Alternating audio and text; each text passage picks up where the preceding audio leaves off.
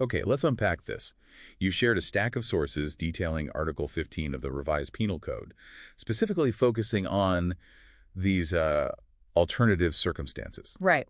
Factors that aren't neatly mitigating or aggravating on their own, they can swing based on the crime itself. And today we're deep diving into probably the most complex one, the weight of relationship. Yeah, it's fascinating. The law doesn't just leave it open. It specifically applies this circumstance when the offended party is the spouse or, a direct line relative. Direct line, so ascendants, like parents, grandparents. Exactly. Or descendants, children, grandchildren, and siblings too, whether they're legitimate, adopted, or natural. Okay. And it also mentioned relatives by affinity. In the same degree, yes. So think brother-in-law, sister-in-law. Got it. Affinity means in-laws. Precisely. And what's interesting is the net is actually cast a bit wider sometimes. Our sources show relationships like stepfather or stepmother and stepson or stepdaughter get included by analogy. By analogy. Why is that? Because the court recognizes there's still a social duty, of affection and care expected there, even without the direct blood or legal ties sometimes. That makes sense, like establishing a kind of moral obligation. Yeah. But here's something surprising I saw. The relationship between, say, an uncle and niece, that's specifically not covered. Right. It has to fit those defined categories. It seems to be about that immediate circle, that core duty. Okay. Now, the real challenge, and this is where it gets tricky, is the law itself is silent on when relationship mitigates versus when it aggravates. So no hard and fast rule. No, it forces this fundamental split based on what kind of crime we're talking about. Right. That's the big divide you mentioned. Crimes against property versus crimes against persons. So let's start with property. Okay. For crimes against property, think robbery, maybe arson. Usurpation relationship generally mitigates. It lessens the penalty. And isn't there a special rule, Article 332, for some property crimes? Absolutely. For theft, swindling, or malicious mischief committed between really close relatives, spouses, ascendants and descendants, or siblings and certain in-laws living together, the relationship is actually exempting. Exempting, meaning... Meaning no criminal liability attaches at all, only civil liability.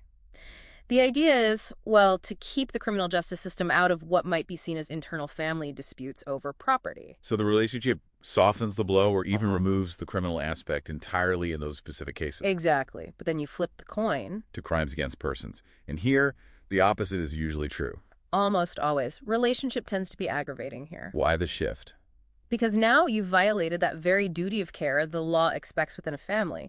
Harming a relative is seen as worse than harming a stranger precisely because of the relationship. So it aggravates if the victim is, say, a parent, a relative of a higher degree. Right. Or even a sibling. Yes, or someone at the same level. Killing a brother, a half-brother, an adopted brother, generally aggravating. There's an expectation you protect those people. Wait, so let me get this straight. The exact same factor, being related, can mitigate a theft charge, but aggravate an assault charge. That sounds like a legal minefield. It really is. Context is absolutely everything, and there are nuances even within crimes against persons. Like what? Take serious physical injuries, Article 263. If you injure your own child, that relationship is aggravating. Violation of parental duty, right? Makes sense. Unless the injury happened because of, say, excessive chastisement, then the relationship might mitigate because the motive was discipline, even if poorly executed. Wow, okay, so motive plays a huge role. And you also mentioned sometimes the relationship doesn't count either way. Right. If the relationship is an inherent element of the crime itself, then it's neither mitigating nor aggravating as an alternative circumstance. It's already baked in. Examples. Think parricide killing a close relative. The relationship defines the crime. Same for adultery or concubinage. Okay, that clarifies things. But then there's the big exception, the really strong rule change you pointed out. Ah, yes. Crimes against chastity. This is where the rule flips hard. Like acts of lasciviousness or rape? Exactly. In those crimes, relationship is always aggravating. Full stop. Doesn't matter if the relative is higher or lower degree, father against daughter, for instance. Always aggravating. Always. Why such a hard line there? Because of the profound moral violation. The sources call it the shocking nature and effect of the crime. The law basically says that this kind of violation by a close relative is just fundamentally more damaging, more reprehensible. That's a powerful statement from the law. So the relationship sets the baseline, but you mentioned these other conditions attending the crime can still shift things. Precisely. The general rules we've discussed can be overridden by the specific context, the surrounding circumstances. We saw those examples where relationship was actually deemed mitigating even in crimes against persons. Right. Like killing a brother-in-law who was having an affair with the accused wife. Yes. In that case, the motive defending family honor, as it was seen then, made the relationship mitigating, despite the violence. Or the other one, striking an insane relative. Yeah, if the intent wasn't malice, but trying to control or restrain them, essentially trying to render service or help the family, the relationship could mitigate. The intent was seen as protective, not harmful. So the ultimate synthesis here seems to be that the legal weight of being related isn't fixed.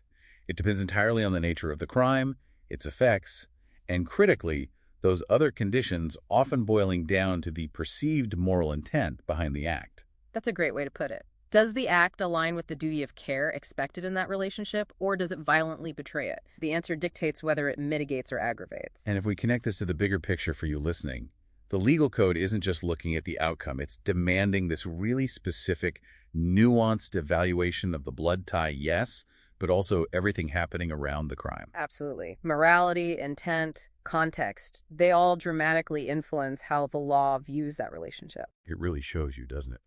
Within the justice system, a simple family connection can become the single most complicated factor, potentially shifting a charge from aggravated all the way down to mitigating.